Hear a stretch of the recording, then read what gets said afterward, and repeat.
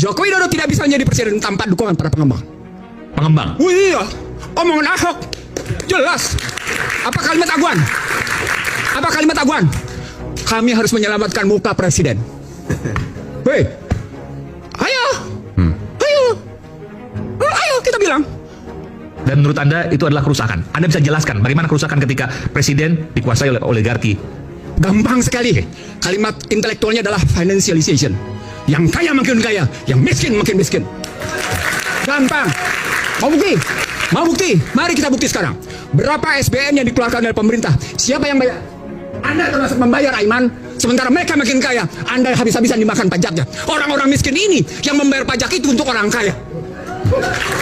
Saya tulisin yang kedua. Dan Anda tidak bisa bantah karena saya bicara dengan data. Terjadi deindustrialisasi. Akibatnya PHK di mana-mana. Apa kaitannya deindustrialisasi dengan kekuatan oligarki tadi yang mendukung pemerintah? Karena sistem membenarkan bahwa lebih asik main di sektor keuangan daripada berjalan dalam sistem hukum yang tidak punya kepastian. Mereka mendapatkan karpet Dan merah. itu kemudian hukumnya bisa dibeli. Itulah wujudnya koalisi menjadi alat kekuasaan. Tuh, kayak gitu. Itulah Tadi yang disebut oleh Buniani tadi, itu bagian dari proses pembuktian itu. Ada yang ketiga, Iman. Ada yang ketiga, yang Anda tidak bisa bantah. Bahkan masyarakat Indonesia tidak bisa bantah. Apa itu? Sticky Gini rasio. Apa itu sticky Gini rasio? Susah nurunin Gini rasio. Kesenjangannya tinggi. Tinggi. Nggak bisa dibantah. Angka bicara. BPS bilang 0,382. Teman-teman Bogor 0,42, 0,44. Makanya gaduh terus. Sebentar, Anda dengan bicara seperti ini seolah Anda mengatakan ini dilakukan yang paling parah oleh Pak Jokowi dong? Karena Jokowi... Nah, jawab dulu pertanyaan saya, betul nggak? Enggak. Oke. Jokowi melanjutkan kebijakan SBY.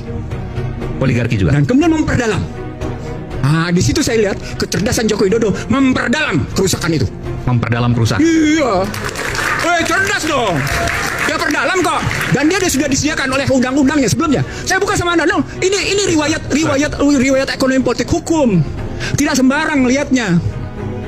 2507. Mungkin bisa Bung Ihsan, mungkin bisa memperdalam itu dalam bentuk apa memperdalamnya? Memperdalam kerusakan. Kerusakan itu, karena ini kan juga ada tendensius untuk itu. Iya, saya setuju. Saya akan buktikan sama Anda. Oke. Saya protes di Mahkamah Konstitusi Undang-Undang 2507 karena menempatkan azas non-diskriminasi, karena memberikan hak atas tanah 90 tahun, karena menyamakan posisi repatriasi, bebas menarik keuntungan kapan saja, karena itu dihapus istilah PMDN. Oke, dampak dari sana, salah satu penilaian yang muncul dari Bank Dunia, Indonesia telah mengalami kebebasan di berbagai sektor dengan sangat memuaskan. Artinya Indonesia sudah sangat liberal. Apa dampaknya? Orang asing begitu enak menguasai. Struktural. Orang asing menguasai sumber daya, produksi, distribusi, logistik. Contoh realnya dan efek buruknya. Contoh realnya. Oke. Siapa yang menguasai nikel? Cina. Oke, luar. Siapa yang sebut aja? Oke, siapa yang menguasai batu bara? Luar. Sebagian orang dalam, tapi sebagian juga luar. Siapa yang menguasai emas? Seterusnya luar. Oke, sejumlah mineral itu dalam sedemikian rupa. Dan dibikin lagi undang-undang tentang 38 tahun 2008 tentang bagaimana MEA, tentang azas non-diskriminasi. Lagi-lagi kita semua disamakan oleh orang asing kedudukannya. Poinnya adalah bagaimana mungkin yang tidak lulus SD itu mesti perang sama orang asing. Puas? Oke, sudah. Dari sana kemudian terjadi lintas kebebasan para pekerja. Maka datanglah orang-orang asing itu. Artinya SBY menyediakan itu. Lihat undang-undangnya. Joko Widodo kemudian menerbitkan berbagai kebijakan, termasuk visa. Visanya kan bebas visa. Kebebasan visa habis-habisan. Lalu kemudian ada juga second home visa. Itu kan semua hitung-hitungan uang. Lalu bahkan memberikan yang namanya tax holiday yang demikian panjang. Habis-habisan. Panjang di situ. Maka datang semua habis-habisan di situ. Kemudian muncul kekuatan dengan menyebut bahwa kita butuh investasi asing dan karenanya kita mesti tetap berjalan. Dalam konstruksi ekonomi politik, ketika ada presiden dan tim yang ngebangun seperti itu, maka dampaknya adalah negeri ini menyediakan diri untuk diinvasi. Negeri ini menyediakan diri untuk diintervensi.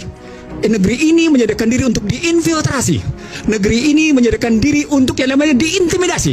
Negeri ini menyediakan diri untuk diindoktrinasi. Ujungnya apa? Inflasi. Ketika inflasi terjadi, Anda takut dengan yang namanya suku bunga. Akibatnya apa?